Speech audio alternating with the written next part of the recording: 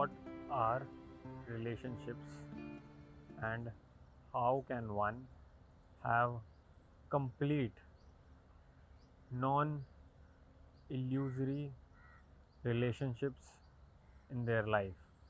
How is one to have a healthy relationship in life? Because all there is in life is a relationship. We exist we exist in a relationship with our surroundings and with other people. Without relationship there is no us, and to be is to be related. And if all life is relationship, then it becomes important for us to understand what exactly are relationships, how is it that we relate to the other, and how can we prevent any gap in the relationship that we have with the other. And this gap that we have in a relationship is a distance, is a picture, an idea that we have about the other or the surrounding. Can we have no gap in our relationships? Can we directly relate to the other? Which means what? To directly relate to the other involves not having any preconceived idea about what the other is and who the other is. If we relate with the other with a certain notion, with a certain idea, then there is no relationship that is then there is no relationship that we have. All we are related to is our own idea, image, or notion about the person or with our surroundings. So it becomes necessary for us to understand ourselves first, to understand what is the relationship that we have with ourselves, because the relationship that we have with ourselves is the extension of the relationship that we'll have with the other, that we'll have with our surroundings, with nature.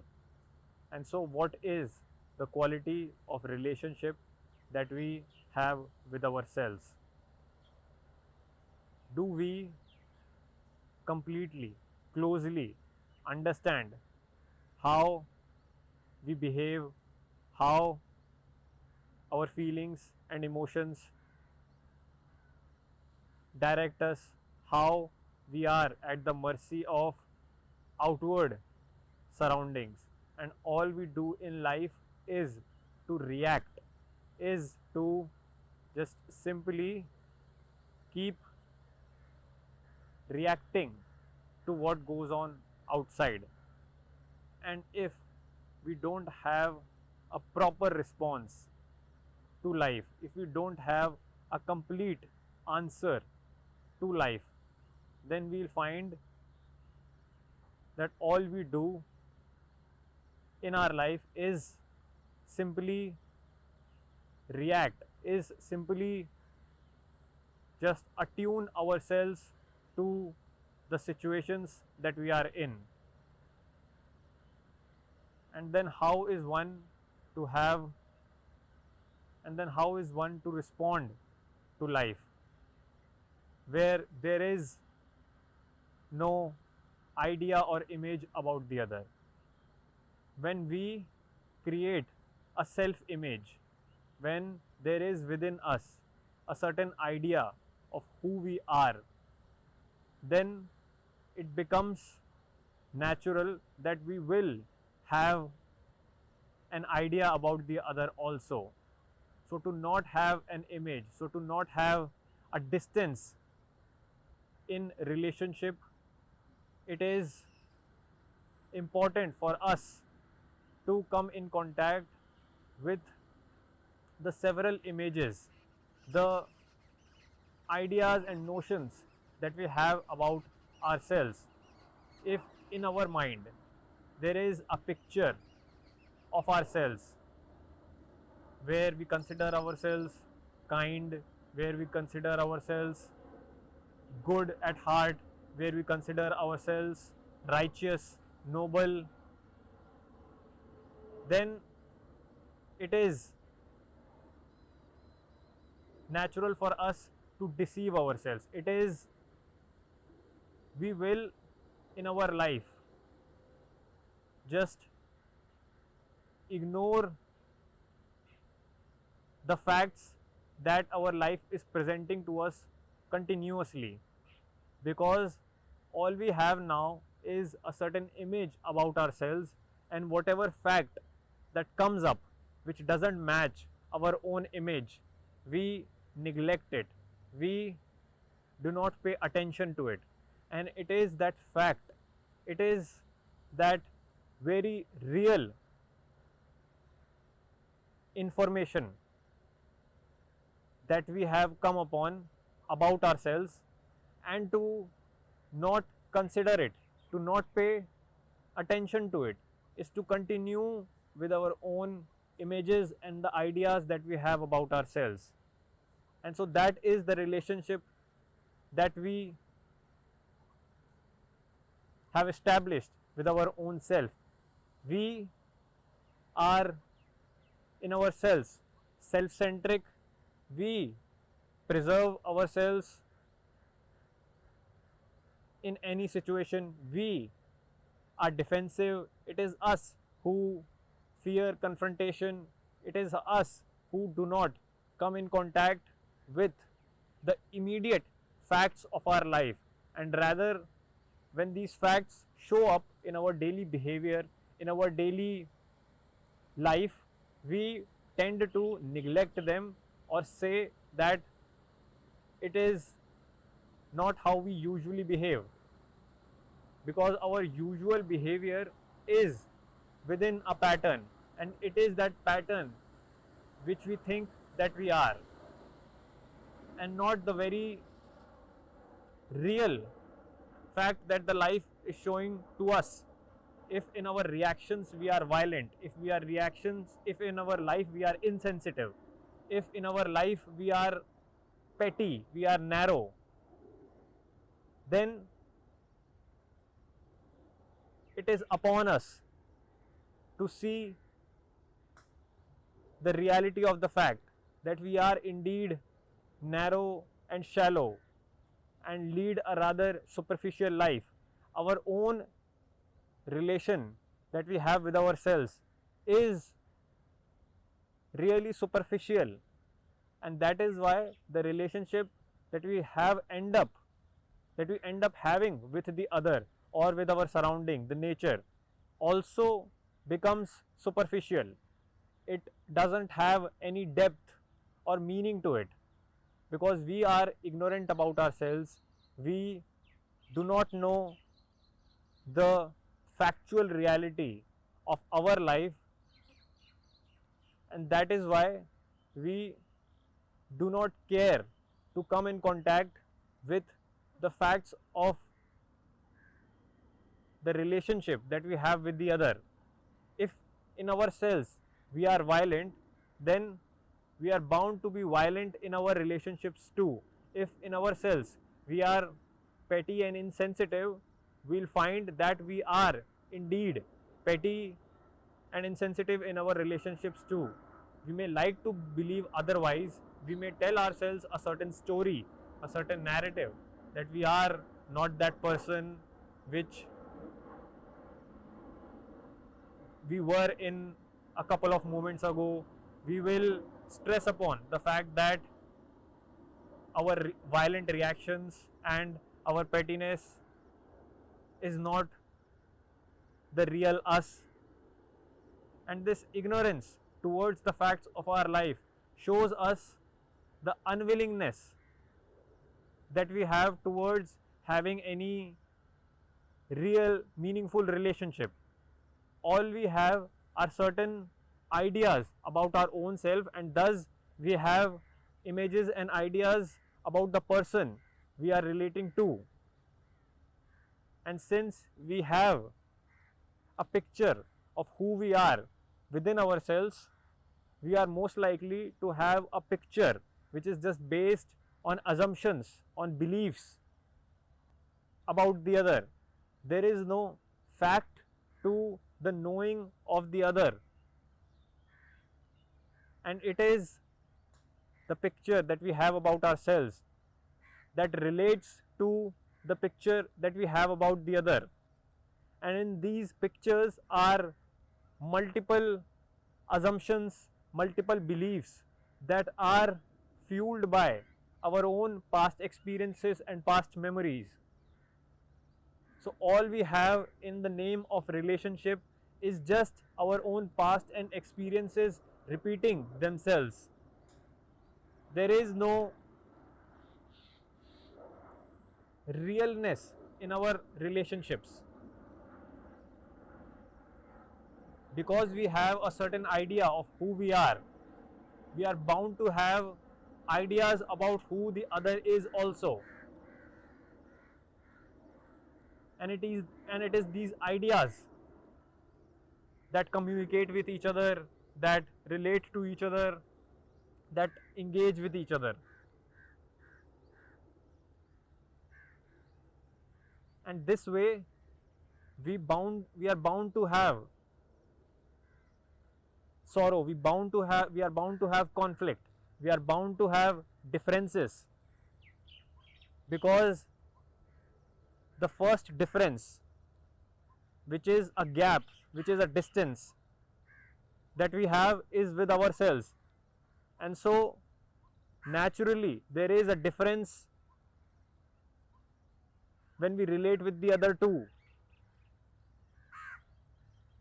There is no actuality in our relationship. We want the other to be a certain way because we want ourselves to be a certain way, to be the image that we have. And so it's a perpetual struggle of aligning ourselves to the self image that we have, of stressing upon that what the other is the image that I have about them. And in this way we are blind to any fact about the other, because really we are blind to ourselves. Our own ignorance manifests itself in the relationship with the other.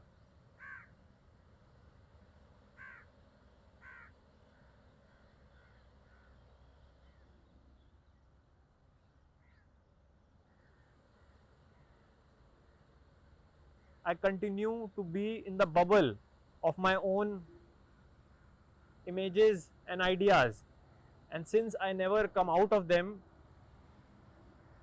my relationships also are within this bubble of my own images and ideas.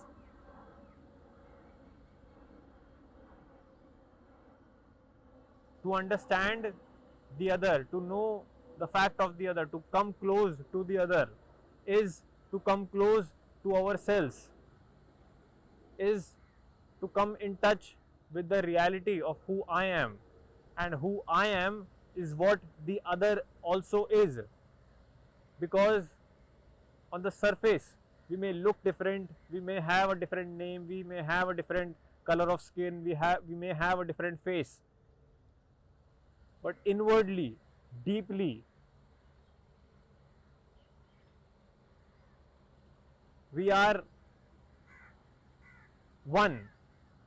And to then understand ourselves, to come in touch with the reality of who we are, we understand who and what the other is.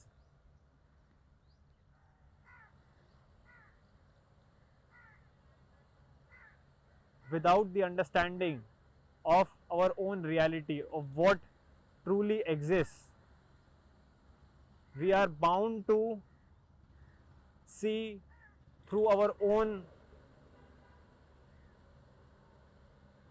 distorted images. We are bound to perceive the other with the ideas that we have about them. If I want to understand that why and where the other deceives me or lie to me, I have to come in contact with my own lies, with the continuous deception that I play on my own self. And when I see where I lie, when I come in touch with my own fears, with my own insecurity, I understand the other also. I come truly in touch with them because I have understood my own fears, my own sorrow. I understand the sorrow and fear of the other also. And that is when I truly relate. There is then a relationship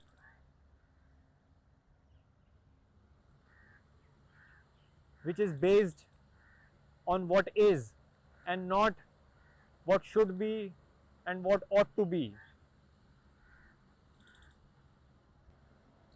There is within us this perpetual struggle to be a certain way, to behave in a certain manner, to act and show ourselves in a particular light. And this need to act according to certain pattern, to behave according to shoulds and should nots,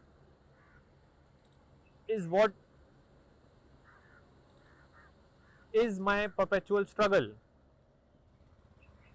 This is the conflict that I have within me, because for conflict two are necessary, and the two then become who I really am, and the other is the idea of who I think I am or who I want to be. And so there is this perpetual strife, struggle, conflict between the two of what really is and what I suppose should be. And if that is exactly the equation that I apply on the other also in my relationship, then there is bound to be conflict, there are bound to be differences.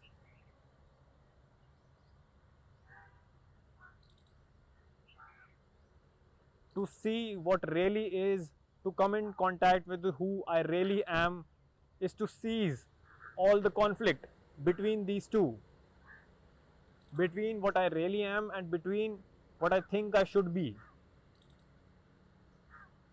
And then I will seize the conflict with the other also. Because what leads to conflict is my assertions, my expectations with the other, my beliefs about the other. And to see what really is within me is to transform that. Seeing only will transform who I really am. I want the transformation according to a pattern. I want change within myself according to a certain notion, to a certain image, a picture.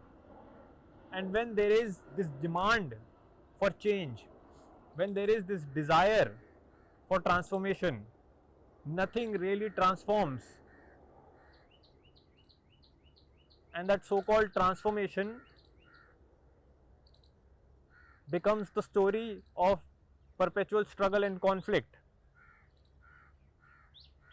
Transformation begins with seeing who we are and what we really are. what are the facts of my own life, how I am jealous, how I am impatient, how I am impulsive, how I seek perpetual pleasure and gratification, how I hop from one desire to the other. When I come in contact with the reality of what really is, of what really goes on in my life, then all the images, all the patterns according to which I want to transform, according to which I seek change, cease, it dissolves.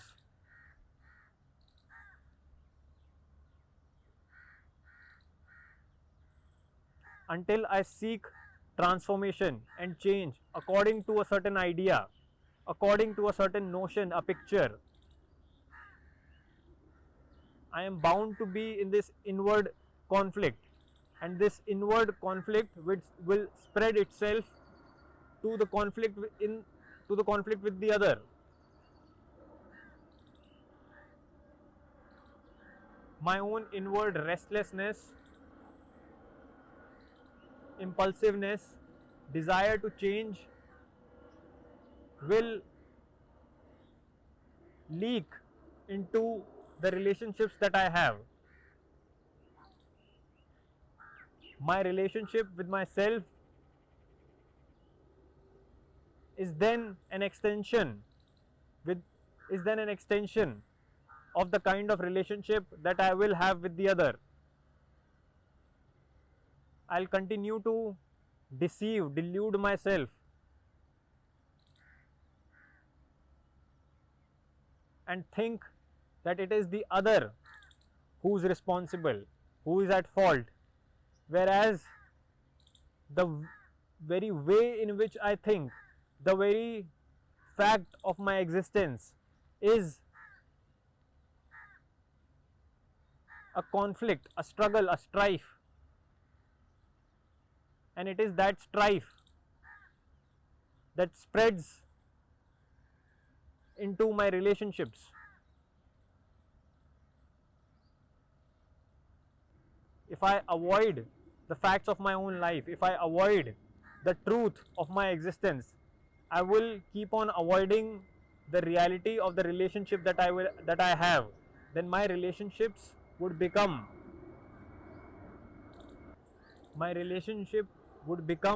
a mere support that I need in my life, and without that support I think I will cease to exist.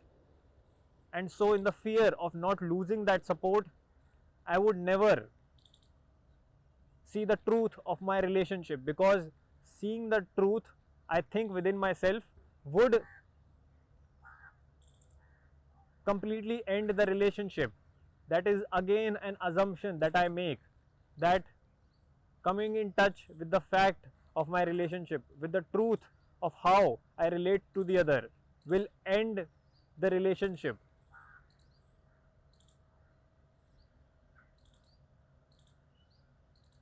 And if coming in touch with the fact of relationship, asking hard questions in my own relationship ends the relationship, then what really ends is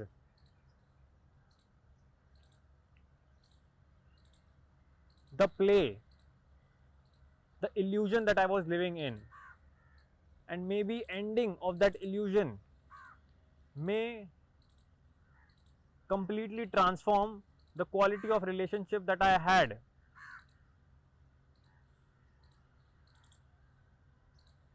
If I have a tendency to avoid the fact of myself, to avoid the truth of my existence, I will end up avoiding any truth that there is in the relationships that I have.